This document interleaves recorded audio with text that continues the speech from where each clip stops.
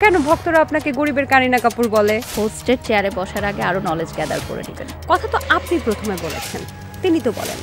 আপনি তাকে নিয়ে লাইভ করেছেন, মনে হয় বুঝেননি আমার কথাটা, আমি বাংলাই বলেছি। আপনার হাজবেন্ড আপনার ব্যাগটা নেই, আপনার হাজবেন্ড ম্যানেজার। সমৃদ্ধি অনেক বাজে একটা মেয়ে। ওমা, আপনি আমাদের নিতা আম্বানি, আপনি জানেন না আমি 500 টাকার ডান্সার। আমি তো লাইব্রেরিতে বই খাতা গুছানোরও কাজ করে আসছি। জাতি জানতে চায় যে আপনার গোল্ডে তো ঘড়ি আছে, গোল্ডের মগ আছে কিনা। আমার গোল্ডের ফুল ডিনার সেট আছে। দর্শক, আজকে আমি সুপার এক্সাইটেড বিকজ আজকে এমন একজন গেস্ট আমাদের এখানে এসেছেন যিনি কথা বললেও ভাইরাল, বসলেও ভাইরাল, দাঁড়ালেও ভাইরাল, গাড়ি খুললেও ভাইরাল, খেলেও ভাইরাল, সব কিছু শুধু ভাইরাল। মানে সোশ্যাল মিডিয়াতে যিনি সবসময় ট্রেন্ডিংয়ে থাকেন তিনি আর কেউ নন, তিনি হচ্ছেন আমাদের ব্র্যান্ড প্রমোটার বারিশা হক। কেমন আছেন? ভালো আছি, কেমন আছেন আপনি? আজকে তো আমি হ্যাপি, এই সুযোগে যদি একটু ভাইরাল হতে পারি। আপনি তো আমার চেয়েও বেশি ভাইরাল। কে বলেছে? দূর, আপনাকে সব সময় সোশ্যাল মিডিয়ার ট্রেন্ডিং এ পাওয়া যায়। এবং কেমন চলছে সবকিছু? জটিলতা কেমন চলছে শিডিউলের? আলহামদুলিল্লাহ ভালো চলছে।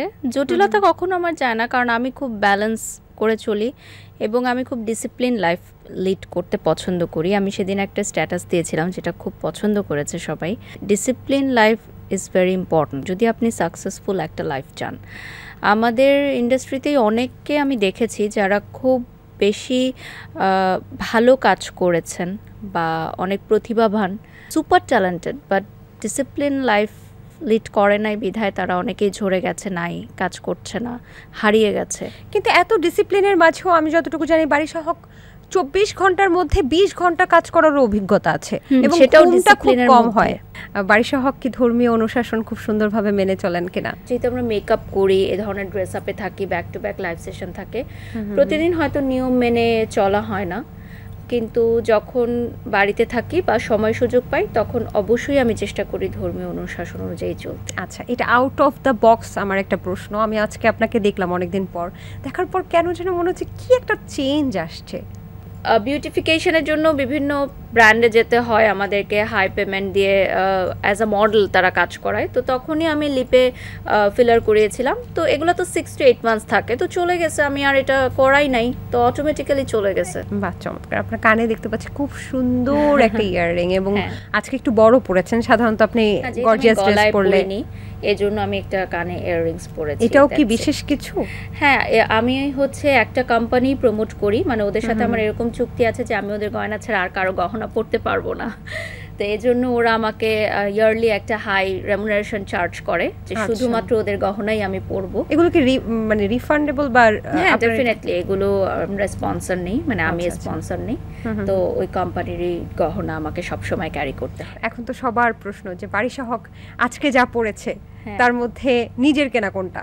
আজকে যা যা পড়েছি তার মধ্যে নিজের কেনা কিছুই নাই, আমি নিজের শুধু। দৈনিক কত ঘন্টা কাজ করেন তাহলে? আসলে মায়েদের তো কোনো ছুটি নেই, যেহেতু আমি একজন মা। তো আমার মনে হয় যে আমার বাচ্চা স্কুলে ভর্তি হওয়ার পর আমার আসলে এই ছুটিটা একদমই বন্ধ হয়ে গেছে। কারণ আগে দেখা যেত যে সকালের টাইমটা হয়তো একটু রেস্ট থাকতাম, যেহেতু আমাদের লাইভ সেশনগুলো দুপুরের পরে স্টার্ট হয়। বাট এখন তো সকালে মেয়ের স্কুল থাকে, মেয়েকে স্কুলে দিয়ে আসি। ভর্তি হয়েছে ক্যামেরাটা নাই বলি, ও ভালো একটা স্কুলে ভর্তি হয়েছে। এটা আবার ওই যে বুবলিয়াপুর বাচ্চা যেখানে পড়ে সেখানে না তো? না, তবে আমি মনে করি যে আমার বাচ্চা যেখানেই পড়ুক, পারিবারিক শিক্ষাটাই একটা বড় বিষয়। আনুমানিক কত ঘন্টা তাহলে কাজের উপরেই থাকেন? কাজ যে কমাতে চাচ্ছি, আরো কাজ বেড়ে যাচ্ছে, তো বুঝতে পারছি না যে আসলে কিভাবে ব্যালেন্স করব। কোনোভাবেই ব্র্যান্ডরা আপনাকে ছাড়তেই রাজি না। আনুমানিক কত দিনের শিডিউল বুকিং বারিশা হকের? 5 years। হ্যাঁ, আজকে থেকে 5 years শিডিউল বুকিং আপনার? বারিশা হক মানেই বিভিন্ন ধরনের বিষয় কিন্তু চলে আসে, তার মধ্যে সবচেয়ে একটা মজাদার বিষয় চলে আসে যে আইফোন যখন একটা নতুন সিরিজ বের হবে তার মানে বারিশা হক কিনেছে কিনা, কে আগে কিনলো, বারিশা হক নাকি উমুক, এরকম চলে আসে। তো আপনি নাকি ইতিমধ্যে iPhone 17 Pro Max pre order করে রেখেছেন? আমি একটা কোম্পানির সাথে এগ্রিমেন্টে আছি, তো ওরা হচ্ছে মার্কেটিংটা এভাবেই করে যে বাংলাদেশে ফার্স্ট যখন লেটেস্ট মডেল আসবে তখন সেটা আমি আনবক্সিং করব এবং সেটা আমরা লাইভের মাধ্যমে দেখাবো। তো আপনার সাথে সবাই প্রতিযোগিতা শুরু করে যে বারিশা কেনার আগে আমি সিঙ্গাপুর যেয়ে কিনবো, বারিশা কেনার আগে আমি কলকাতা গিয়ে কিনবো, এরকমই পারে। তো আমি আপনার কি মনে হয় এবার কি 17 সবার আগে বারিশাই কিনবে নাকি অন্য কেউ কিনতে পারবে? দেখুন, বিষয়টা তো জাস্ট আ পেইড প্রমোশন, সো এটা একটা মার্কেটিং, নাথিং পার্সোনাল। আচ্ছা, আগের আইফোন গুলো কি করেন তাহলে? যে কোম্পানির সাথে আমরা কাজ করি ওরাই হচ্ছে আমার আগের আইফোনটা নিয়ে আমাকে নতুন আইফোন দেয়। আমি শুনেছি আপনি আইফোন গুলো মানুষকেও দিয়ে দেন। না, আপনার সাথে কোথায় শুনেছেন? না, এটা ভুল তথ্য। ও আচ্ছা, আমি ভাবলাম যে বাড়ির সহকের সাথে একটু বন্ধুত্ব করে যদি একটা আইফোন পাওয়া যায়। আমার কোনো বন্ধু নেই, বন্ধুত্ব করে কোনো লাভ নেই। আপনি বন্ধু করতে চান না কেন? এই যে আইফোন পাওয়ার আশায় আপনি বন্ধুত্ব করতে চাচ্ছেন নিঃস্বার্থভাবে, মানে গিভ এন্ড টেক। ডেফিনেটলি এই আমি বলবো 2025 এ খুব লাকি পারসনরাই আছে যারা আসলে নিঃস্বার্থভাবে বন্ধু আছে বা বন্ধু পেয়েছে এরকম। আমার কাছে মনে হচ্ছে যে আমি আনলাকি হয়তো, যে আমি বন্ধু ভাগ্য আমার ভালো না বা ভালোবাসার ভাগ্য আমার ভালো না। বাট অপরদিকে যদি আপনি দেখেন যে আমার এই ছোট্ট ক্যারিয়ারে আমি অনেক কিছু অ্যাচিভ করেছি আলহামদুলিল্লাহ। আচ্ছা, এই মাসে বারিশা হক আনুমানিক কয়টা অ্যাওয়ার্ড পাইছে? কিছুতে আমি যাই, কিছুতে আমি যাই না। একদিনে 2-2টা পেয়েছেন? হ্যাঁ, গত দিনই তো একসাথে 2টা অ্যাওয়ার্ড শো অ্যাটেন্ড করলাম, 2 ধরনের লুক নিয়েছি। তো সাংবাদিক ভাইরা বলছিল যে আপনাকে একটু আগে দেখলাম একটা লুকে, আপনি কখন চেঞ্জ করে আবার এখানে চলে আসলেন? আমার প্রশ্ন, কখন চেঞ্জ করেন আপনি এত দ্রুত? আমার টিমকে এটা ক্রেডিট দিতে হবে, আমাকে না, যে আমার একটা খুব ভালো টিম আছে, বারিশক টিম, ওরা আমাকে রেডি করে দেয়। এই টিমে আপনাকে ম্যানেজ করতে কতজন আছে এখন? 7-8 জন কাজ করছে। একটা ইন্টারভিউতে শুনেছিলাম বারিশা হকের মাথায় তেল দেওয়ার জন্য নাকি একজন মেয়ে থাকে, ওই মেয়ের একটাই কাজ শুধু বারিশা হকের মাথায় তেল দেবে। না, একটা কাজ না, ওর আরো অনেক কাজ আছে। যেমন পরের দিন আমি কি পরবো, আমার পোশাকগুলো নির্বাচন করা, পোশাকের সাথে কি জুতা পরবো, কি জুয়েলারি পরবো, দেন এই ড্রেসেসগুলো আবার রিটার্ন যাবে, সেই ব্র্যান্ডগুলোর নাম লেখা, সেই ব্র্যান্ডগুলো থেকে সাইন দিয়ে রিটার্ন করা, ওর কাজটা খুবই গুরুত্বপূর্ণ, লক্ষ লক্ষ টাকার কাজ, কারণ এদিক সেদিক হয়ে গেলে খুব ঝামেলা। আপনি কিন্তু টেকনিক্যালি একটু অ্যাভয়েড করে গেলেন যে আসলে আপনি কয়টা অ্যাওয়ার্ড পেয়েছেন গত মাসে। না, আমি জিজ্ঞেস করিনি, আপনাকে আমার বাসায় যেতে হবে কাউন্ট করতে। হ্যাঁ, এখান মানে মাটি থেকে দেয়াল পর্যন্ত শেলফ আছে আমার, সো ওটা কাউন্ট করতে হবে আপনাকে। শুধু কি বেস্ট ব্র্যান্ড প্রমোটার অ্যাওয়ার্ড না, এখন যে অ্যাওয়ার্ডগুলো আমি পাচ্ছি রিসেন্ট, সেগুলো বেস্ট ব্র্যান্ড প্রমোটার। বাট আমি তো মাইলস্টোন স্কুল অ্যান্ড কলেজে যখন পড়েছি, আমি ক্লাস 4-এ থাকতেও অ্যাওয়ার্ড পেয়েছি, সার্টিফিকেট পেয়েছি। এরপর আমি যখন শহীদ বীর উত্তম লেফটেন্যান্ট গার্লস কলেজে পড়েছি, তখন আমি যেমন খুশি তেমন সাজতে মিনা কার্টুন সেজেছিলাম, সেখানেও আমি অ্যাওয়ার্ড পেয়েছিলাম। এরপর আমি যখন মডেলিং স্টার্ট করেছি তখন আমি বেশ কিছু অ্যাওয়ার্ড পেয়েছি, কিন্তু তখন ওই যে ফেসবুক পেজ ছিল না, এত রিলস যোদ্ধারা ছিল না, এত জার্নালিস্টরা ছিল না, সো দ্যাট এটা হয়তো এতটা প্রচার প্রসার হয়নি। এখন প্রচার প্রসার হচ্ছে, আর আমি তো দেশের বাইরে গিয়েও as a best brand promoter award নিয়ে এসেছি আলহামদুলিল্লাহ। এই মুহূর্তে যদি বারিশা হককে, বারিশা হক নিজে কোনো অ্যাওয়ার্ড দেওয়ার সুযোগ থাকে বেস্ট ব্র্যান্ড প্রমোটার বাদে, তাহলে কোন অ্যাওয়ার্ডটা দেওয়া উচিত বারিশা হক? আমি নিজেকে আসলে মনে করি না আমি যোগ্য অ্যাওয়ার্ড নেওয়ার এখনো। এই যে এই অ্যাওয়ার্ড নিয়ে অনেক কাহিনী, যে অ্যাওয়ার্ড বারিশা হক কেন নেয় এত, আসলে অ্যাওয়ার্ডের পেছনে কি কোনো কাহিনী আছে? কেন এত অ্যাওয়ার্ড পায় ঘন ঘন? যারা পায় না তারাই এগুলো বলে, যারা পায় তারা কিন্তু কখনো বলে না। তো বিষয়টা তো খুব সহজই, আমার কথাতে নিশ্চয়ই আপনি বুঝে গেছেন। আপনি ব্র্যান্ড প্রমোটার হিসেবে কিন্তু বিভিন্ন অ্যাওয়ার্ডে গিয়ে আপনি নিজেও অ্যাওয়ার্ড অন্যকে হস্তান্তর করেন, এবং সেটা নিয়ে রিসেন্টলি কিন্তু সোশ্যাল মিডিয়া একেবারে গরম। আপনি সেটা নিয়ে কোনো একটা শোতে, অ্যাওয়ার্ড শোতে, আপনি কাউকে অ্যাওয়ার্ডের জন্য যখন স্টেজে নাম ঘোষণা করা হচ্ছিল ওই পার্টিকুলার ব্র্যান্ড প্রমোটারের, তখন আপনি অ্যাওয়ার্ড হাতে দাঁড়িয়েছিলেন, কিন্তু সেই পার্টিকুলার ব্র্যান্ড প্রমোটার অ্যাওয়ার্ড নিতে স্টেজে ওঠেনি, এবং আপনি পরবর্তীতে লাইভ করেছেন এরকম যে জুতার বাড়ি পড়ছে এবং রিভেঞ্জ অফ নেচার, কারণ আপনাকে নিয়েও তিনি নাকি এরকম একটা কটূক্তিমূলক লাইভ করেছিল। একটা না, লাস্ট 3 ইয়ার্স, 3 বছর ধরে, দীর্ঘ 3 বছর। কি ধরনের কটূক্তিমূলক লাইভ? এমন কোনো কথা নেই যে সে আমাকে বলেনি, দীর্ঘ 3 বছর, এবং সবগুলোই আর্কাইভে আছে, আপনি নিজেকেও দেখে নিতে পারেন আজকে রাতে, এবং দর্শকরাও দেখতে পারে। দীর্ঘ 3 বছর, 1 বছর, 2 বছর, 3 বছর, 3.5 বছর সহ্য করা যায়। তো বিষয়টা হচ্ছে আমরা যখন কোনো অ্যাওয়ার্ড ফাংশনে যাই আমরা তো জেনে যাই যে কে আমাদেরকে অ্যাওয়ার্ড দিবে, তারা আমাদের চেয়ে অবশ্যই সম্মানিত ব্যক্তি থাকেন বলেই তাদেরকে বিশেষ অতিথি হিসেবে আমন্ত্রণ জানানো হয়। তো আমি সেই অনুষ্ঠানে অ্যাজ আ স্পেশাল গেস্ট গেছিলাম এবং আগে থেকে আমাকে আয়োজকরা বলেছিলেন যে আমি অ্যাওয়ার্ডিদের হাতে অ্যাওয়ার্ড তুলে দিব। যখন কারো একজনের নাম ঘোষণা করা হচ্ছিল, তিনি অ্যাবসেন্ট ছিলেন বা তিনি আসেননি বা তিনি উঠেননি, হোয়াট এভার, আমি তার পরবর্তীতে একটা লাইভে এই ধরনের মন্তব্য করেছিলাম যে কি হলো আমাকে নিয়ে যে 3.5 বছর ধরে যে কথা বললো, আজকে তো আমি একটা অনুষ্ঠানে গেলাম স্পেশাল গেস্ট হিসেবে। তো বিষয়টা জাস্ট এরকমই ছিল। বাট আমার কাছে মনে হয়েছে কিছু কিছু মানুষ বা কিছু কিছু ব্র্যান্ড প্রমোটার, কন্টেন্ট ক্রিয়েটাররা শুধুমাত্র কিছু ইস্যু ক্রিয়েট করতে চায়, আমার নামটা বা আমার ফেসটা ইউজ করে তারাও লাইমলাইটে আসতে চায়। কিন্তু এখানে একটা প্রশ্ন থেকে যায় যে কথা তো আপনি প্রথমে বলেছেন, তিনি তো বলেন, আপনি তাকে নিয়ে লাইভ করেছেন, মনে হয় বুঝেননি আমার কথাটা, আমি বাংলায় বলেছি। দীর্ঘ 3.5 বছর ধরে উনি আমাকে নিয়ে কন্টিনিউয়াসলি লাইভ এবং বাজে মন্তব্য, বাজে ভিডিও, কটূক্তি, স্ট্যাটাস দিয়ে গেছে দীর্ঘ 3.5 বছর। সবগুলো আর্কাইভে আছে, আপনি দেখে নেবেন। আর হোস্টের চেয়ারে বসার আগে আরো নলেজ গ্যাদার করে নেবেন, তাহলে ভালো হবে। তো দুঃখিত, আসলে ওনার ওই লাইভগুলো দেখা হয়নি, যেগুলো আসলে না দেখাটাই স্বাভাবিক, কারণ আমার নাম নিয়ে কথা বলার পরেই ওনাকে আসলে আপনারা চিনতে পেরেছেন। আপনার শোতে গেছিল এবং আপনিও বলেছেন সেখানে যে আমাকে নিয়ে কথা বলার পরেই আপনি তাকে চিনেছেন। সো দ্যাট এরকম আরো অনেকেই আছে, তো না চিনাটাই আসলে স্বাভাবিক। আচ্ছা, উনি একটা কথা বলেছেন যে উনি সেখানে আসলে বৃষ্টির জন্য উপস্থিত হতে একটু দেরি হয়েছে। আমি আসলে এই প্রসঙ্গে কথা বলতে চাই না, কারণ এটা খুবই সিলি একটা ম্যাটার। আর আমার কাছে মনে হয় কার অবস্থান কোথায় রয়েছে সেটা খুবই ক্রিস্টাল অ্যান্ড ক্লিয়ার।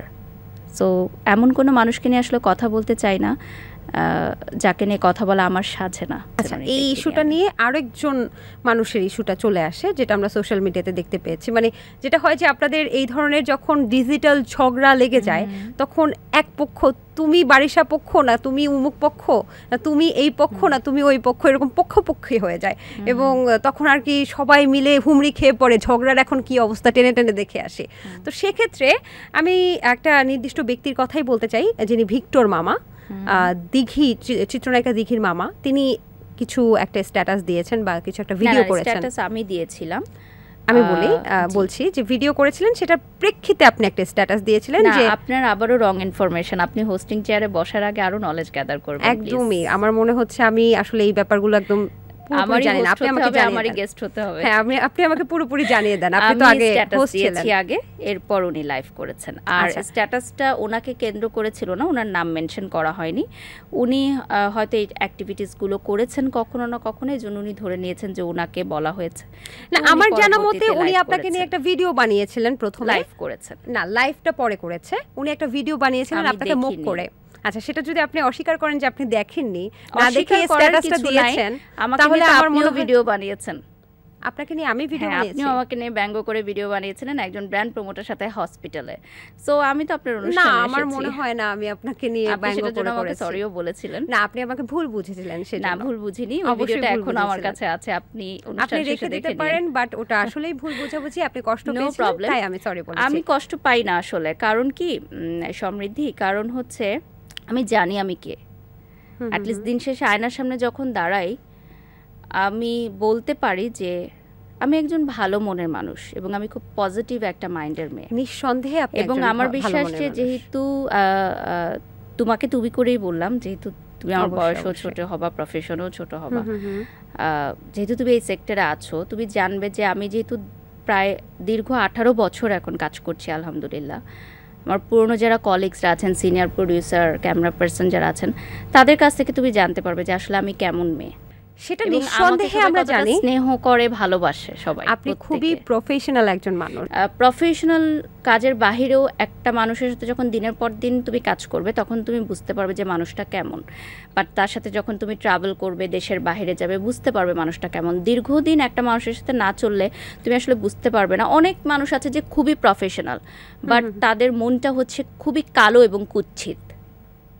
অনেক বড় সেলিব্রিটিরা আছে যাদেরকে এক নামে তোমরা চিনো, তাদের মনটা প্রচন্ড কালো এবং কুৎসিত। হোয়াটএভার, আমরা একটু যদি ওই বিষয়টা ক্লিয়ার করতেন বারিশা আপু, যে ভিক্টর মামা যখন আবার লাইভ করলো এবং উনি অনেক ধরনের কথা বলেছেন যে সরি আমি আসলে উচ্চারণ করতে হচ্ছে যে আপনার হাজবেন্ড আপনার ব্যাগটা নেই, আপনার হাজবেন্ড ম্যানেজার এই ধরনের কথা বলে ফেলেছে। তো আমার ম্যানেজার আজকে আসেনি, আমার হাজবেন্ড, কেন তুমি দেখোনি? না আজকে তো দেখলাম না ভাই। তাহলে কিভাবে হলো? তো তোমার চোখের সামনেই তোমার উত্তর আছে, তাই না? এখন ধরো আমি শুটিং শেষ করে গিয়ে বললাম যে সমৃদ্ধি অনেক বাজে একটা মেয়ে, হ্যাঁ, এখন এটা আমি বলে দিলাম, লাইভে এসে আমি বলে দিলাম, কি করতে পারবা তুমি? কিছু করতে পারবা? কিছু করার নাই। তুমি যদি শো শেষ করে গিয়ে বলো যে বারিশ আপু তো টাইমলি আসে না, শো ফাঁসায় দিছে, শিডিউল ফাঁসায় দিছে, এটা তো মানুষ ওটাই বিলিভ করবে, কারণ তুমি সেটা বলছো, তাই না? মানুষ কিন্তু দেখবে না যে সেটে এসে আসলে কি হয়েছিল। যারা আপনার সাথে কাজ করেছে তারা, না মানে আমি তোমাকে উদাহরণ দিচ্ছি যে বিষয়টা হচ্ছে এরকম, এখন সোশ্যাল মিডিয়ার জায়গাটা এরকম হয়ে গেছে যে শিল্পীরা মিলে মামাকে বর্জন করলাম, আপনি এরকম একটা স্ট্যাটাস দিলেন। দিঘির মামা, এটা কি কোথাও উল্লেখ আছে স্ট্যাটাসের মধ্যে? আর কোনো নায়িকার মামা নেই? তাহলে দিঘির মামা এটা নিয়ে কথা বললো কেন? ওনার গায়ে তাহলে উনি ওই অ্যাক্টিভিটিস গুলো করেছেন, দ্যাটস ওয়াই মিলে গেছে। ওই যে বলে না যে সিন্ড্রেলার জুতা রেখে দিয়েছো, যার পায়ে লেগে গেছে সে সিন্ড্রেলা হয়ে গেছে। আচ্ছা, তাহলে ওই পার্টিকুলার মামাকে কোন শিল্পীরা বর্জন করলো? সেটা তো আমার ব্যক্তিগত আইডিতে আমি মতামত প্রকাশ করেছি, সেটা নিয়ে তো অনুষ্ঠানে আলোচনার কিছু নেই। যদি আমি আমার প্রফেশনাল ভেরিফাইড পেজ থেকে আপলোড করতাম তখন ওটা নিয়ে আলোচনা হতে পারে। নেটিজেনরা বলে তারপরেও আপনার দিঘির সাথে খুব ভালো সম্পর্ক, হ্যাঁ, এবং এখন পর্যন্ত আপনি খুব ভালোভাবে কাজ করছেন। তাহলে এই যে একটা ইস্যু ক্রিয়েট হলো, তারপরেও এটা কিভাবে সম্ভব? আসলে দিঘি আমাকে অ্যাজ আ বড় বোন হিসাবেই আসলে মনে করে, যেহেতু ওর কোনো বোন নেই, মা নেই, তো আমি সবসময় চেষ্টা করি ওকে আগলে রাখতে। সো নট লাইক দ্যাট যে ওর সাথে আমার নায়িকা বা আমি ব্র্যান্ড প্রমোটার বা আমি আর্টিস্ট, ওই সম্পর্কটা আসলে। তো দিঘির বিষয়টা আসলে একদমই আলাদা। আচ্ছা, মানে দিঘি আর আমি যদি same hair style, same makeup করি, অনেকটা সিমিলার লাগে। এটা আমাদের ক্যামেরা যারা চালান তারাও অনেক ক্ষেত্রে বলে। কোনো মজার স্মৃতি আছে দিঘির সাথে? মজার স্মৃতি তো অনেক আছে, ওর বাসায় অনেক খেয়েছি। দিঘি রান্না করতে পারে? হ্যাঁ, দিঘি আমার জন্য গরুর মাংস রান্না করেছিল, এবং আমি যেহেতু একটু ডায়েট কন্ট্রোল করি, আমি গরুর মাংস খেতে চাচ্ছিলাম না, তো সেই মুহূর্তে বলেছে একদিন খেলে কিচ্ছু হবে না আপু, তো অনেকগুলো গরুর মাংস দিয়ে দিয়েছে এবং বলেছে তুমি ভাত খেও না, শুধু গরুর মাংস খাও, তোমার জন্য রান্না করেছে। আর দিঘি চমৎকার রান্না করে, এটা অনেকেই হয়তো জানে না, অসাধারণ একজন রন্ধনশিল্পীও দিঘি। বাহ, চমৎকার, খুবই ভালো লাগলো এই কথাগুলো শুনে। রিসেন্টলি নেটিজেনদের মধ্যে আরও একটা তথ্য চলে আসছে বা আরও একটা বিষয় নিয়ে গুঞ্জন চলছে যে আপনি রিসেন্টলি গিয়েছিলেন পরিমণির ছেলের বার্থডেতে, এবং খুব সুন্দরভাবে সেজে আপনি, আপনার হাজবেন্ড, মানে আমাদের ভাইয়া, এবং সেই সাথে সাথে এইজেলও গিয়েছিল, এবং বেশ কয়েকটা ভিডিও আমরা দেখেছি। এটার পরিপ্রেক্ষিতেই পরিমণি একটা স্ট্যাটাস, চিত্রনায়িকা পরিমণি একটা স্ট্যাটাস দিয়েছিল যে কিছু কন্টেন্ট ক্রিয়েটার আরও বিভিন্ন মানে বলা যায় যে জঘন্য ভাষা ইউজ করে বলেছিল যে আমার এখানে এসে আমি কোনো ভিডিও ছবি দিতেই পারি নাই, তার আগে কন্টেন্ট ক্রিয়েটার, ব্র্যান্ড প্রমোটাররা এসেই ছবি টবি দিয়ে, ভিডিও দিয়ে ভরায় ফেলছে। আর অনেক রুচিহীন ব্যাপারগুলো উঠে এসেছে এই ব্যাপারটা নিয়ে। তো সবাই বলছে যে বারিশাকে কেন্দ্র করেই বা বারিশাকে পোক করেই পরিমণি এই স্ট্যাটাসটা দিয়েছে। এটা ব্যাপারে আপনি কি বলবেন? মজার ব্যাপার হচ্ছে আমি পরিয়াপুর অনুষ্ঠানে, পরিয়াপু যখন এন্ট্রি নেয় লাইক 10টার পরে, রাত 10টার পরে, তো যেহেতু আমার মেয়ের স্কুল থাকে পরের দিন, তো আমি জাস্ট 10 to 15 মিনিটস ছিলাম, এবং তুমি লক্ষ্য করবে যে পরিয়াপুর কোনো চেহারার কোনো ভিডিওই আমার এখানে নেই, এবং তার সাথে আমার আসলে কোনো ছবি ভিডিও দিন তোলাই হয়নি। সো ওই প্রোগ্রামে তো আরও অনেক মানুষ ভিডিও পোস্ট করেছে, বাট দেখা যাচ্ছে যে আমারটা হয়তো অনেক বেশি ভিউ হয়েছে, এজন্য মানুষ সেটাকে ভুলভাবে ব্যাখ্যা করেছে। তো বিষয়টা এরকম। আর শুধুমাত্র আমি তো অনুষ্ঠানে ইনভাইটেড ছিলাম না, আরও অনেক নায়িকারা ছিল, আরও অনেক কন্টেন্ট ক্রিয়েটাররাও ছিল, এমনকি ওখানে অনেক কোরিওগ্রাফাররাও ছিল ইনভাইটেড, এবং অনেকে ভিডিও দিয়েছে, শুধু আমি না। এরপরে কি পরিমণির সাথে কথা হয়েছে? পরিয়াপুর সাথে কখনোই আমার খুব বেশি একটা কথা হয় না, ইভেন কারোর সাথেই না। আমি কাজের বাইরে কথা বলাটা একদমই পছন্দ করি না। পরিয়াপুকে দিয়ে আমি একটা ব্র্যান্ডের কাজ করেছিলাম, তখনই ওনার সাথে আমার কথা হয়েছে। আর যখন উনি আমাকে দিয়ে ওনার ব্র্যান্ডের কাজ করায়, তখন উনি ফোন দেয়, কোথায় আছো, এখানে আছো, লাইভ করতে হবে, চলে আসো এখানে, দ্যাটস ইট, হুটহাট সব কিছু একদম। তাহলে আপনি ভাবছেন যে ওটা আপনাকে নিয়ে দেয়া হয়নি? এটাই আমার এখানে ভাবনার কিছু নেই, কারণ আমি আসলে সেলিব্রিটিদের ব্যক্তি জীবনে খুব একটা ঘাটাতে পছন্দ করি না, এবং আমি যেটা দেখেছি যে এমন কিছু ভিডিও ওখানে প্রকাশ হয়েছে যেটা আসলে প্রকাশ করার মতো না। এই যে যেমনটি আমি বলছিলাম যে আমরা যদি কিছু একটা দেখিও সেটা আমরা ঢেকে রাখার চেষ্টা করি।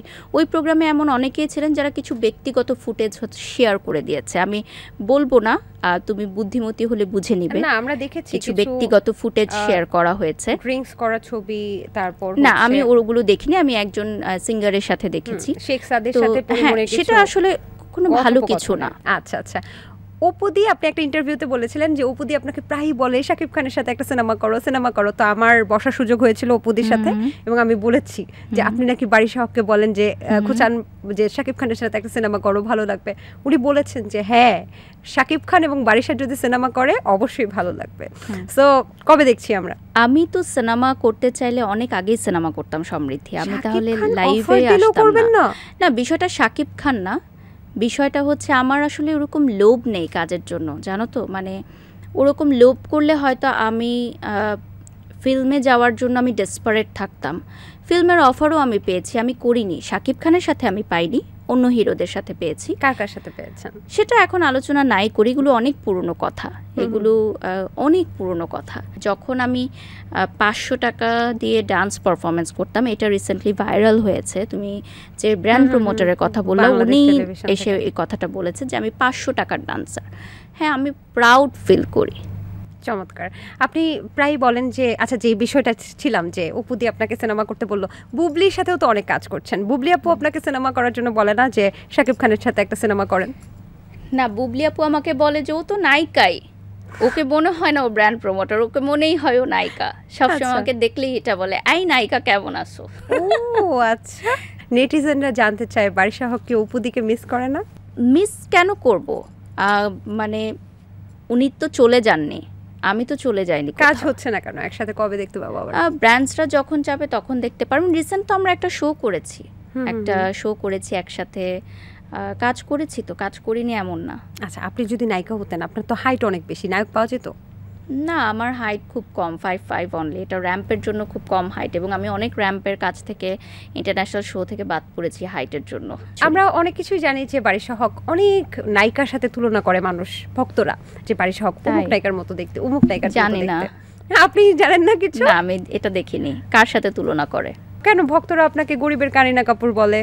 আসলে নিউজ ফিড খুললেই শুধু আমি আর আমি, কোনটা ছেড়ে কোনটা দেখবো, এই জন্য নিউজ ফিড বন্ধ করে দেই, যে নিজেকে আর কত দেখবো, ভালো লাগে না নিজেকে দেখতে। দেখলেন যে কোন কোন নায়িকার সাথে আপনাকে তুলনা করে? আমি এটা দেখিনি সত্যিকার অর্থে, বাট অনেকে আমাকে কমেন্টস করে, আবার আমিও সেটাকে ফানিভাবে ওদেরকে একটু জ্বালানোর জন্য দেই যে দেখো তোমাদের গরিবের কারিনা কাপুর আসছে, তখন ওরা খুব রাগ হয়ে যায়। তো এটাই তো মজা, যে তোমাদেরকে রাগানোর জন্য দিচ্ছি, তোমরা রাগ হয়ে যাচ্ছ। গরিবের নীতা আম্বানি কেন বলে? নীতা আম্বানির কি আছে আপনার সেটার সাথে মিল কি? আসলে মানুষ ওই যে বলে না যে তুমি যখন কুয়ার ব্যাঙে থাকবা তখন তুমি নিজেকে শ্রেষ্ঠ মনে করবা। বিষয়টা হচ্ছে যে আমাদের এই কন্টেন্ট ক্রিয়েটারদের একটু গাড়ি থেকে নামা, একটু ভালো জায়গায় কফি খাওয়া, একটু দামি ড্রেস দেখলেই মনে করে আমরা কোটিপতি। আরে ভাই, বাংলাদেশে যে কত বড় বড় কোটিপতি আছে, তাদের সাথে যখন আমরা উঠা বসা করি নিজেদেরকে মনে হয় যে একটু চুনুপুটি। মানে তার মানে এটা শো অফ না, আমাদের তো এটা ওয়ান কাইন্ড অফ মার্কেটিং। আমি যতটুকু জানি নীতা আম্বানি খুব হাই ক্লাস একটা পানি খায়, সেটা দাম অনেক বেশি, আবার গোসল করে যে পানি দিয়ে সেটার দাম অনেক। আমি জানি না, আমি এত ইন্টারেস্টেড না আসলে। ওমা, আপনি আমাদের নীতা আম্বানি আপনি জানেন না? তো বারিশা হক কি কি করে যেটা আসলে একটু ডিফারেন্ট নীতা আম্বানির মতো? আমি খুবই সাধারণ একটা মেয়ে, এবং আমি খুবই সাধারণ লাইফস্টাইল লিড করি। আমার বাড়িতে গেলে কেউ বুঝতে পারবে। এমন হয় যে কেনা পানি দিয়ে গোসল করতেছেন? কেনা পানি দিয়ে কেন গোসল করব? কেনা পানি দিয়ে গোসল করার তো কোনো রিজন নাই। বন্ধুত্বকে মিস করে না, কখনোই না, কারণ আমার একটা সুইট ফ্যামিলি আছে। আমি ঘোরাঘুরি, বাহিরে মজ মাস্তি, বন্ধুত্ব, এগুলো আমি কখনোই পছন্দ করতাম না, কারণ আমি অনেক ছোট বয়স থেকে কাজ স্টার্ট করেছি।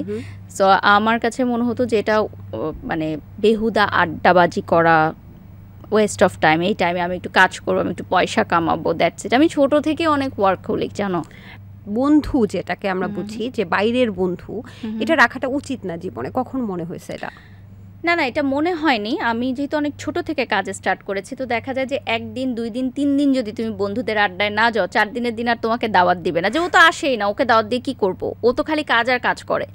ইনফ্যাক্ট সবচেয়ে মজার ব্যাপার হচ্ছে যে আমার যেদিন গ্র্যাজুয়েশন কমপ্লিট হয়, যে কনভোকেশন প্রোগ্রাম, যে সবার একটা ড্রিম থাকে একটা কনভোকেশন প্রোগ্রাম, ওই দিন আমার একটা টিভিসি শ্যুট ছিল, আমি সেখানে যাইতে পারি নাই।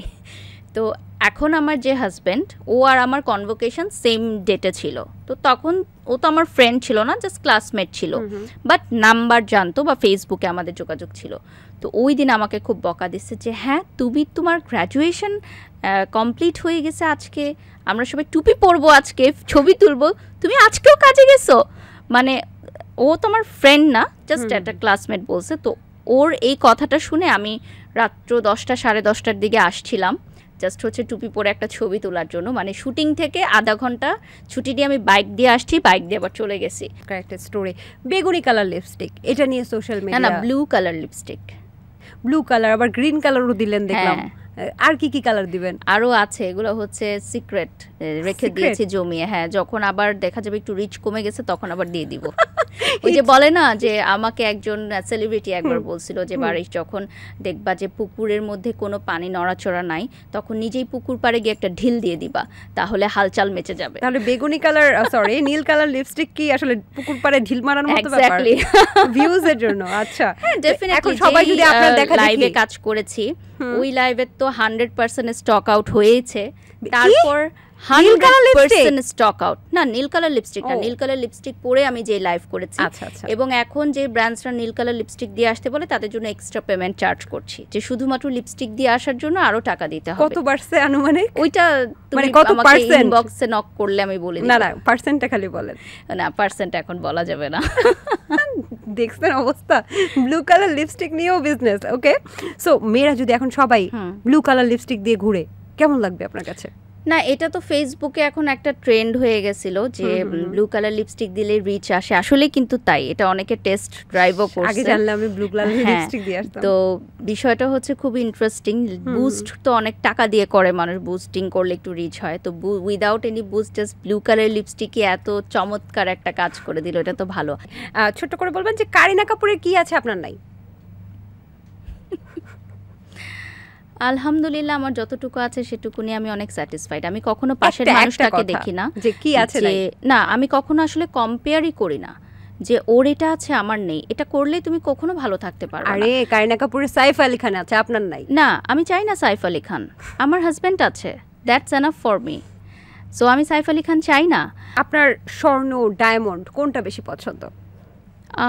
আমার তেমন একটা কিছুই পছন্দ না, মানে নিজের সাথে অত এক্সপেন্সিভ জিনিস ক্যারি করা। ডায়মন্ড টুকটাক পরা হয়, গোল্ড তেমন একটা পরা হয় না। বিয়ের সময় কিনা হয়েছিল, এই আর কি। আচ্ছা, জাতি জানতে চায় যে আপনার গোল্ডের তো ঘড়ি আছে, গোল্ডের মগ আছে কিনা? আমার গোল্ডের ফুল ডিনার সেট আছে। কি?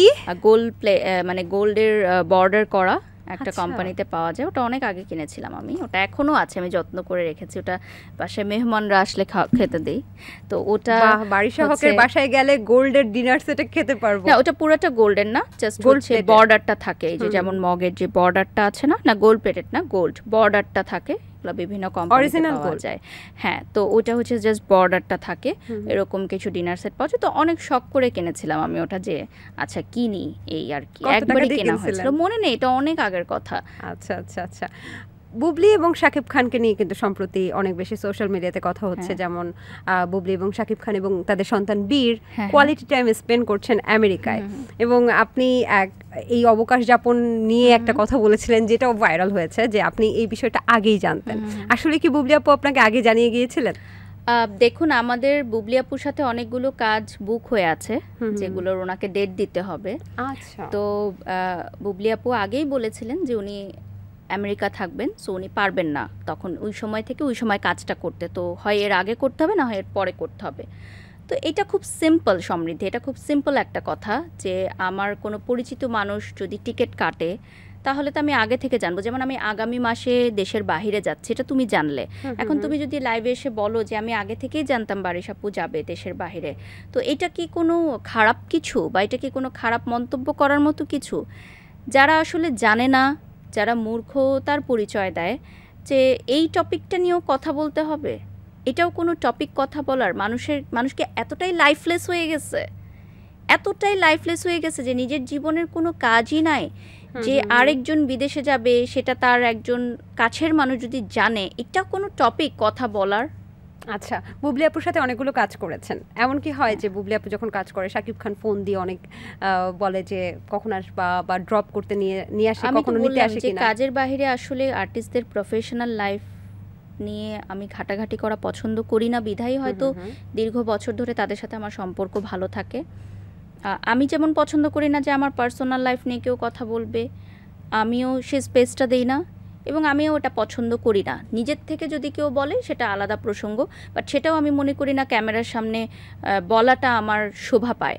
কারণ অনেক নায়িকা বা অনেক নায়ক বা অনেক আর্টিস্ট আছে যারা হয়তো একান্ত সময়ে কোনো কথা আমাদের আড্ডায় বসে বলেছে বা আমরা জেনেছি শুনেছি, তো এগুলো তো ক্যামেরার সামনে এসে বলার মতো কোনো টপিক না। কোনো মজার ঘটনা আছে চিত্রনায়িকা বুবলির সাথে কাজ করতে গিয়ে? বুবলি আপুকে নিয়ে কিছু বললে দেখা যায় যে আরেক গ্রুপ আমার উপর হামলা করে, আবার কেন অন্য কাউকে নিয়ে কিছু বললে বলেছেন মজার স্মৃতি? আমার কাছে মনে হয় কি যে আমাকে নিয়ে কথা বলো, আমি কাউকে নিয়ে আর কথা বলতে চাই না সত্যিকার অর্থে। কারণ আমি জাস্ট সবার সাথে একটা প্রফেশনাল সম্পর্ক মেনটেন করতে চাই। আর এরকম একটা গ্রুপ তৈরি হয়ে গেছে জানো, যে অপু বিশ্বাসের সাথে কাজ করলে বুবলির সাথে কাজ করা যাবে না, বুবলির সাথে কাজ করলে অপু বিশ্বাসের সাথে কাজ করা যাবে না। বিশ্বাস নাকি মানে বুবলি কোনটা? আমি হচ্ছে টিম ক্লায়েন্ট, ক্লায়েন্ট যাকে যাবে তার সাথে আমি কাজ করব। এবং আপনি শাকিব খানের সাথে যারা কাজ করে তাদেরকেই আপনি নাকি নিয়ে যান এরকম বলে। সম্প্রতি তানজিন তিশার সাথেও কিন্তু গুঞ্জন চলছে যে শাকিব খানের সাথে কাজ করবে, আপনি তানজিন তিশাকে নিয়েও কাজ করতেছেন, এই ব্যাপারে কি বলবেন? তানজিন তিশা আপুর সাথে আমি এর আগেও অনেকবার কাজ করেছি, আর আমি এই গুঞ্জনটা আসলে শুনিনি। তবে আপু আমাকে বললেন যে ওনার সামনে সিনেমা আসছে, সারপ্রাইজ আসছে, এটা আমার কানে কানে বললেন, জাস্ট এইটুকু শুনলাম, বাট আমি বাকি আর কিছু জানি না। সেটা কি শাকিব খানের সাথে আসছে? সেটা আমি জানি না, উনি জাস্ট এটুকুই আমাকে বলেছেন যে বাড়ির সামনে সারপ্রাইজ আসছে, সিনেমা কিছু একটা বলেছেন। এত ভিড় ছিল, এত ক্রাউড ছিল যে কোনো মতে বেঁচে ফিরেছি। তানজিন তিশা আসলে কর্মক্ষেত্রে কেমন উনি? চমৎকার, কোনো অহংকার নেই, খুবই ফ্রেন্ডলি, ভালো লাগে, বন্ধুত্বপূর্ণ আচরণ করে, যখন দেখা হয় খুব ফ্রেন্ডলি থাকে, ভালো লাগে। চমৎকার। দেবের কোরিওগ্রাফার নাকি আপনারও কোরিওগ্রাফার? আসলেই? হ্যাঁ, আমি তো ইন্ডিয়াতে সিনেমা করেছি, তখন উনি কোরিওগ্রাফার ছিলেন আমাদের সেই গানের, এবং গানটা তো এখন আর্কাইভে আছে, চাইলে কেউ সেটা দেখতেও পারে। বাহ, চমৎকার। মাইলস্টোনের ঘটনাটা যখন হয়েছে সেটা সত্যিই মর্মান্তিক, আমরা আসলে সবাই শোকাহত সেই ব্যাপারটা নিয়ে, কিন্তু তখনও আসলে আপনাকে নিয়েই আলোচনা হচ্ছিল। আপনি মাইলস্টোনের প্রাক্তন শিক্ষার্থী, সেটা নিয়েও অনেকে গুঞ্জন সৃষ্টি করেছে আসলেই কি শিক্ষার্থী কিনা। এরপর আপনি আবার সার্টিফিকেট দিলেন, এই দেখো আমি শিক্ষার্থী। কোন ক্লাস থেকে কোন ক্লাস পর্যন্ত পড়েছেন? আমি ক্লাস 4 থেকে ক্লাস 7 পর্যন্ত পড়েছি ওখানে। এইটা আমি আবার গার্লস কলেজে চলে গেছিলাম। কোন কলেজ? শহীদ আনোয়ার গার্লসে চলে গেছিলাম, আমি শিফট করেছি। আচ্ছা আচ্ছা, আপনার কলেজ ওইটাই ছিল? School and college. School and college, আচ্ছা। এবং এটা নিয়ে যে এই যে আলোচনা হলো, আপনার একটা স্কাল্পচার ওখানে করার কথা ছিল, ওটা কি হচ্ছে? আমাদের সাথে এখনও তারা মিটিংয়ে বসেনি, তো আমরা চেষ্টা করছি, যেহেতু মিটিংয়ে বসেনি তো এই প্রস্তাবনাটাও আমরা রাখতে পারিনি। আমরা চেষ্টা করেছি, বাট যেহেতু সময়টা আসলে খুব একটা ভালো না, তো আমরাও আসলে ভাবে প্রেশার ক্রিয়েট করিনি যে আরেকটু পরিস্থিতি স্বাভাবিক, আরেকটু ঠান্ডা হোক, তারপর হয়তো আমরা কথা বলবো বা এরকম প্রস্তাবনা দিব। আপনার যখন ওখানে পড়তেন তখন আপনার মাথায় ফ্যান ভেঙে পড়েছিল, এই ঘটনাটা কি আমরা শুনতে পারি? এটা তো শোনার মতো কোনো ঘটনা না। আপনি কি আসলে আহত হয়েছিলেন তখন? আমার সামনে যে মেয়েটা ছিল ও আহত হয়েছিল, এবং তখন প্রিন্সিপাল স্যার এসে বলেছিল তোমাদের দুজনকেই এক্সাম দিতে হবে না। আমার এক সাইডে লেগেছিল আর কি পাখাটা, আর ওর পুরো মানে আমাদের দুজনেরই মিডলে পড়েছিল। তো ওটা ছিল হচ্ছে আমাদের ফাইনাল এক্সামের সময়। তো প্রিন্সিপাল স্যার তখন নুরনবী স্যার ছিলেন, উনি এসে বলেছিলেন তোমাদের দুইজনের কাউকেই এক্সাম দিতে হবে না। তো আমি বলেছি না স্যার, আমি এক্সাম দিব, কারণ এই এক্সামটা পরে আবার আমাকে দিতে হবে, আমি খুব সিরিয়াস স্টুডেন্ট ছিলাম। তো আমি ওই অবস্থায় আবার পরীক্ষা দিয়েছি। আচ্ছা, যখন শহীদ আনোয়ারে পড়তেন, আমরা জানি নুসরাত ফারিয়াও হচ্ছে শহীদ আনোয়ারে পড়তেন, আপনার ক্লাসমেট ছিল নাকি?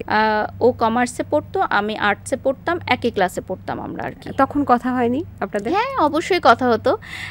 আমার মা যেহেতু কালচারাল কমিটিতে ছিলেন, আমার মা তো ওখানের প্রফেসর, এখনও উনি কর্মরত আছেন, তো বিভিন্ন কালচারাল ফাংশনে কথা হতো, আমরা একসাথে পারফর্মও করেছি, হয়তো ফারিয়ার মনে আছে বা মনে নেই, মনে থাকার কথা, কারণ হ্যাঁ ডান্স পারফরমেন্সও করেছি আমরা একসাথে, যে স্কুল অডিটোরিয়ামে যেটাকে বলা হয়। তো ফারিয়া অনেক ভালো করছে, এখনও নায়িকা হয়েছে, তা নায়িকা হওয়ার পরও সাথে আমার দেখা হয়েছে, ওপেনিং হয়েছে, তখন কথা হয়েছে, বলেছে তুমি অনেক ভালো করছো, প্রাউড অফ ইউ। সো ভালো। নতুন রূপে অ্যাওয়ার্ড নিতে যান আপনি, এবং সম্প্রতি দেখলাম 60 লক্ষ টাকার একটা ড্রেস পরে আপনি অ্যাওয়ার্ড নিতে গিয়েছেন। আমি তো নিজেই জানি না। আমিও তো জানি না, আমি দেখলাম যে লেখা 60 লক্ষ টাকার ড্রেস পরে আসলেন বাড়ি সহ। এখন হচ্ছে যে ক্যাপশনটা কে কিভাবে লেহেঙ্গা পরে আমাদের হাতে, ও আবার দাঁড়ান লেখা হচ্ছে ডায়মন্ডের লেহেঙ্গা পরে, আমি নিজেই জানি না আসলে। ওরকম একটা বের হলো না যে আরুফ খানের যে সুদর্শন পুরুষ হিসাবে পেয়ে গেল, এটা নিয়ে পুরো ফেসবুক তোলপাড় হয়ে গেল। মজার ব্যাপার হচ্ছে উনি তো এই ক্যাটাগরিতেই অ্যাওয়ার্ড পান নাই, সো মানে বিষয়গুলো এখন হয়ে গেছে কি যে কোনো কিছু নিউজ ফিডে আসলেও সেটা আসলে সত্যতা যাচাই করে দেখতে হয়, যেটা আসলে সত্য কি না। আসলেই আমি কোনো নিউজ দেখলেই আগে আমাদের আশেপাশে সবাইকে জিজ্ঞাসা করি যে আসলে এটা সত্য কিনা, কি হয়েছে ঘটনাটা, আগে জানার চেষ্টা করি, তারপর বিলিভ করি। আমি ওই যে চিলে কান নিয়ে গেছে দৌড় দিলাম, ওই মানুষ আমি না, ওই দর্শক আমি না। একজন ফ্যাশন ডিরেক্টরকে উনি আপনার পেছনে লেগেছিলেন এবং তাকে বলেছিলেন হিজরা ফ্যাশন ডিরেক্টর, এবং নেটিজেনরা আবার ওই যে আপনাকে নিয়ে তো তোলপাড় যে আপনি অ্যাডলফ খানকে মেনশন করে এটা বলেছেন। তারপরে অনেক দীর্ঘদিন আমরা দেখেছি বারিশা অ্যাডলফ খান একটু দূরবর্তী অবস্থায় আছে, আবার দেখছি এখন একসাথে কাজ করছে, তাদের সাথে একটা আন্তরিকতা আছে। এটা কতটুকু সত্য? আসলেই কি অ্যাডলফ খানকে নিয়েই আপনি ওটা দিয়েছিলেন? আসলে বিষয়টা হচ্ছে যে একই পরিবারে থাকলে মনোমালিন্য হতেই পারে, সেটা আবার মিটে যেতেও পারে ছোট্ট জীবনে। আমি এটা বিশ্বাস করি যে মনোমালিন্য রাখার চেয়ে আমরা যদি বন্ধুত্বপূর্ণ সম্পর্ক রাখি, সেটা দুই পক্ষের জন্যই আনন্দদায়ক। আচ্ছা, আপনার কি গোল্ডের কোনো জামা আছে? না, গোল্ডের জামা নেই, তবে বাংলাদেশে যদি আসে তাহলে অবশ্যই প্রমোশনের কাজ করব। অনেকদিন বারিশা হকে জিমে দেখি না কেন? হ্যাঁ, আমি তো রেগুলারই জিম করি, চেষ্টা করি করার। ভিডিও যখন ইচ্ছা হয় তখন দেই, যখন ইচ্ছা হয় না তখন দেই না। আপনি একটা স্ট্যাটাস দিয়েছিলেন আমাদের দেশের আর্টিস্টদের এরকম অপমান করলে বা এটা নাকি দর্শকরা অনেক বেশি শান্তি পায় যে আর্টিস্টদেরকে যদি অপমান করা হয়, তো এই বিষয়টা আপনার কেন মনে হয়? এটা নিয়ে যদি ছোট্ট করে। এটা তো অনেক বছর ধরেই দেখে আসছি। দেখো, পার্শ্ববর্তী দেশে নায়িকারা যদি কোনো পোশাক পরে বা মেয়েরা যদি কোনো পোশাক পরে সেটা খুব বাহবা দেয়, আইটেম সঙ্গে ডান্স করলে খুব বাহবা দেয়। আমাদের দেশের মেয়েরা যদি আইটেম সঙ্গে নাচ করে, নায়িকারা করে, বা নায়িকারা যদি একটু খোলামেলা পোশাক পরে, বা ধরো আমরাই যদি একটু খোলামেলা পোশাক পরি, সেটা নিয়ে তুলকালাম কাণ্ড শুরু হয়ে যায়। Negative publicity is the best publicity, তাহলে বলা যায় নেগেটিভ পাবলিসিটি এখন বেস্ট পাবলিসিটি হয়েছে। বাট যদি তুমি দীর্ঘদিন টিকে থাকতে চাও অন ক্যামেরা এবং ইন্ডাস্ট্রিতে, তাহলে তোমাকে যোগ্যতা দিয়েই টিকে থাকতে হবে, গুণ বিচার করেই টিকে থাকতে হবে। নেগেটিভ পাবলিসিটি জাস্ট ক্ষণিকের জন্য। লাইভে ভিউজ বাড়ানোর 3টা কৌশল বলবেন। আমি আসলে কৌশল কম জানি, আর একটা মাত্র কৌশল, সেটা হচ্ছে এখন ভিউজ কিনে নেওয়া যায়। সো খুবই কম টাকায় এখন ভিউজ কেনা যায়, ইনস্ট্যান্ট ভিউজ থাকবে, এটা একটা রোবোটিক ভিউজ বলে। এবং তুমি খুব কম টাকায় 100 কমেন্ট 10 টাকায় তুমি কিনতে পারবা, শুধু তোমার নামে বেস্ট কমেন্ট করবে, এবং পুরোটা ফেসবুক জুড়েই তুমি এটা করতে পারবা। একটা স্ক্যাম গ্রুপ। আপনাকে নিয়ে যখন নেগেটিভ আলোচনা শুরু হয় তখন নাকি নেগেটিভ কমেন্টগুলো অন্য কেউ কিনে আপনাকে করানো হয়। সব তুমি একটা জিনিস লক্ষ্য করবে যে সবই ফেক আইডি থেকে করা হয়। আইডিগুলোতে ঢুকে দেখবে এবং একই কমেন্ট বারবার রিপিটেডলি করা হয় যখনই লাইভে ঢুকবো। তো এতগুলো নেগেটিভ কমেন্ট সব কেনা। এটা একটা গ্রুপ আছে, স্ক্যামার গ্রুপ, তারা আমাদের পেজেও নক দেয়, ভিউ লাগবে, কমেন্টস লাগবে, শেয়ার লাগবে।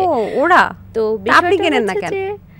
কারণ আমি একদম ফার্স্ট ডে থেকেই, আমি যখন ইন্ডাস্ট্রিতে পা রেখেছি, আমি সততার সাথে কাজ করার চেষ্টা করি, এবং আমার বিশ্বাস যে এই একটা গুণের জন্যই হয়তো আজ অবধি আমি এখনো এখানে বসে থাকতে পারছি। সম্প্রতি আপনার একটা নাচ ময়না গানে নাচছেন এবং এটা অনেক প্রশংসিত হয়েছে। সবাই বলেছে এই প্রথম বারিশা হককে এত সুন্দর লাগলো। সুন্দর তো অবশ্যই লাগে, কিন্তু বারিশা হককে এইবার আরো বেশি সুন্দর লাগছে। সো আমরা আয়না দর্শকরা একটু দেখতে চাই ময়না গানের নাচটা বসে বসে। আমার চেয়ে বেশি আমার মেয়ের নাচটা বেশি ভাইরাল হয়েছে, এবং কোনাল আপু ওকে দেখে এত আদর করছিল যে এটা আমার ছোট্ট ময়না, মানে ওনার দেখা সবচেয়ে বেস্ট টিকটক যে আমার মেয়ে নাচ করেছে। আবার আমার মেয়ে ভাবে লাভ ইউ দেখাচ্ছিল, মানে ও আবার লাভ ইউ দেখাচ্ছিল। ওর বয়স মাত্র 3 বছর। আচ্ছা, আপনার মেয়ে কি ব্র্যান্ড প্রমোশনে আসবে? আমার ইচ্ছা নেই, তারপরও এটা ওর সম্পূর্ণরূপে ইচ্ছা। যেমন আমি যেই প্রফেশনে আসবো এটা তো ছোটোবেলায় জানতাম না, কারণ তখন এই প্রফেশনই ক্রিয়েট হয় নাই। হয়তো আমার মেয়ে বড় হতে হতে এরকম আরও অনেক প্রফেশন চলে আসবে যেগুলোতে হয়তো সুইচ করতে যাবে। রিসেন্টলি কোনো ভক্তের মজার ঘটনা বা পাগলামি? রিসেন্ট ভক্তের পাগলামি কি আর, আমাকে অনেকেই দেখা যায় যে গোল্ডের কোনো আইটেম গিফট করতে চায়, ধরেন ভালোবেসে, বা থাকে না যে এরকম ফেসবুকে দেখে বা এরকম, বাট আমি আসলে নিতে চাই না। তো যখন ফিরিয়ে দিই তখন একটু কষ্ট পায়, বাট ফিরিয়ে কেন দিয়েছিল রিসেন্টলি? মানে গোল্ডেরই একটা আইটেম, কিন্তু আমার কথা হচ্ছে যদি তার সাথে আমার, না সেটা আমি মেনশন করতে চাচ্ছি না, যেহেতু আমি সেটা ফিরিয়ে দিয়েছি। থাকে না যে এগুলো নিয়ে পরে আবার কথা হয়, পরে আবার এগুলো নিয়ে কথা হয়। এবারে র্যাপিড ফায়ার, বারিশা হকের কি কোনো ফেক আইডি আছে? আগে একটা ছিল, ওটা এখন বন্ধ করে দিয়েছি। ওটা ছিল শুধুমাত্র আমার কিছু কেনাকাটা করার জন্য অনলাইনে। সো ওটার নাম কি ছিল? ওটা একটা ছেলেদের নামে ছিল, মানে আমার টিমেরই একটা ছেলের ছিল, নট লাইক ফেক আইডি, ওটাও একটা রিয়েল আইডি, মানে আমার টিমের একটা ছেলের, ওর আইডি দিয়ে আমি কেনাকাটা করতাম। আচ্ছা আচ্ছা, তাহলে ছেলেদের আইডি দিয়ে কখনো কাউকে নক করেন নাই দুষ্টামি করে? টাইম কোথায় সমৃদ্ধি করার, বলো তো। আচ্ছা, আপনার সম্পর্কে একটা বিরক্তিকর মন্তব্য কি? আমি ফেসবুকে ইদানিং দেখি যে মানুষের চেহারা বা মানুষের বডি স্ট্রাকচার নিয়ে অনেকে মন্তব্য করে। জিনিসটা খুবই দুঃখজনক, কারণ কি, চেহারা এমন একটা জিনিস যে বয়সের সাথে যেটা তোমার সৌন্দর্য নষ্ট হয়ে যেতে পারে, চামড়া কুঁচকে যেতে পারে, যে কোনো একটা অ্যাক্সিডেন্টে তোমার চেহারা বিভৎস হয়ে যেতে পারে। তো কারো চেহারা নিয়ে কমেন্ট করার আগে, মন্তব্য করার আগে আমাদের এটা চিন্তা করা উচিত যে সব কিছুর পরেও উপরে একজন আছেন যাকে আমরা দেখছি না, কিন্তু তিনি কিন্তু সব দেখছেন। আচ্ছা আচ্ছা, আপনার সম্পর্কে সবচেয়ে মজার হেডলাইন কোনটা দেখছেন রিসেন্টলি? আমার সাথে যে ছেলেটা থাকে, মানে আমার ছোট ভাইয়ের মতোই, আমার মেকআপ আর্টিস্ট, আমার ড্রেসম্যান। সো ও আমার ড্রেসের পেছনে একটা হুক খুলে গেছিলো, সো ওটা ঠিক করে দিচ্ছিল একটা ওপেনিংয়ে, একটা যমুনা ফিচার পার্কে পরিমণির সাথে একটা ওপেনিং ছিল। এত ভিড় ছিল যে আমার পিছনে পিনটা খুলে গেছে, সো আমার পিনটা লাগিয়ে দিচ্ছিল। তো ও আর আমি একটা ভিডিওতে, একটা নিউজ পোর্ট থেকে দিয়েছে যে কোন পুরুষ গায়ে হাত দিচ্ছেন বারিশকের। তো বিষয়টা হচ্ছে, আমি আবার ওটা শেয়ার করে লিখেছি যে কোন পুরুষ গায়ে হাত দিবে, আমাদের আর্টিস্টদের সাথে তো আমাদের অ্যাসিস্ট্যান্ট ম্যানেজাররাই থাকে যারা আমাদের ড্রেস ধরে, মেকআপ ধরে, এটা তো খুবই স্বাভাবিক। এটা নিয়ে কিন্তু অনেকে কথাও বলেছে যে আপনার শরীরে হাত দিয়ে অন্য পুরুষরা হচ্ছে ড্রেস ঠিক করে দেয়, এমন লাইফ দরকার নাই। যে যার দরকার নেই তার জন্য মিডিয়া না। তুমি যে এখানে হোস্টিং করতে বসেছো সমৃদ্ধি, তোমার কানের পিছনে টকব্যাক একটা ছেলে লাগিয়ে দিয়ে গেছে, সো হোয়াট, সে তো তোমার ভাইয়ের মতো, সে তো কোনো খারাপ দৃষ্টিতে দেখছে না, সে টকব্যাকটা লাগিয়েছে যাতে তুমি প্রডিউসারের সাথে কথা বলতে পারো। তো এই বিষয়টা তো বুঝবে না। যদি এটা কোনো তুমি ভিডিও দাও, তখন দেখবে এটা মানুষ অনেক নেগেটিভলি নিবে যে একটা ছেলে একটা মেয়ের কানের পিছনে হাত দিচ্ছে। আচ্ছা, যদি সোশ্যাল মিডিয়া হারিয়ে যায় তাহলে কি বারিশা ইকুয়ালস টু জিরো?